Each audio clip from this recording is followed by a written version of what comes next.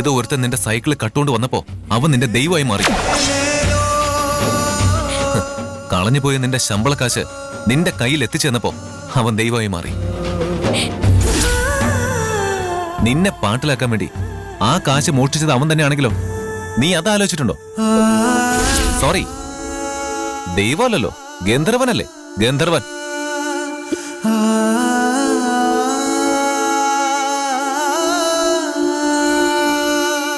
അവൻ അയച്ച ഗിഫ്റ്റ്സ് അതിൽ സ്നേഹത്തിന്റെ ഒരു അംശം പോലുമില്ല.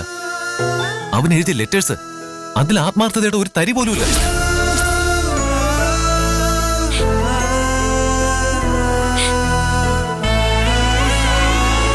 എല്ലാം തട്ടിപ്പാ, എല്ലാം വെറും നാടകമാ. നിന്നെ വലയെ വീഴ്ത്താനുള്ള വെറും നാടകം. അത് മനസ്സിലായതുകൊണ്ടാ പ്രിയൻ നിന്നെ പിന്തിരിപ്പിക്കാൻ ശ്രമിച്ചത്. പക്ഷേ പ്രിയം പറയുന്നത് കേൾക്കാൻ നീ തയ്യാറായില്ല. പ്രിയനെ മാത്രമല്ല, എപ്പോഴും കൂടെ നടക്കുന്ന നിന്റെ ഫ്രണ്ട്സിനെ പോലും നീ അവോയ്ഡ് ചെയ്യാ ചെയ്ത. സ്നേഹത്തെ പൊതിഞ്ഞ 4 വാക്ക് കേട്ടപ്പോ ഒന്നും ആലോചിക്കാതെ ഓടിച്ചെന്ന ഈ പാർവതിയെ എനിക്കിഷ്ടമല്ല. നിന്റെ നാട്ടിൽ വെച്ച് ഞാൻ പരിചയപ്പെട്ട പക്വതയും വകതിരിവുള്ള പാർവതിയെ നീ മാറ്. നിനക്ക് ഗന്ധർവൻ തന്ന സമ്മാനവും എഴുത്തും അവനെക്കുറിച്ചുള്ള ഓർമ്മകൾ പോലും കുപ്പത്തൊട്ടിലിട്ട് കത്തിക്ക്.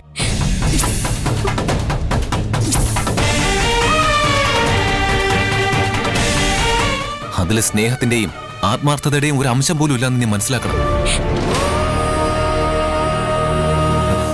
ഇനിയെങ്കിലും ഒരു തീരുമാനം എടുക്കുമ്പോ ബുദ്ധിപൂർവ്വം ആലോചിച്ചൊരു തീരുമാനം എടുക്കുക.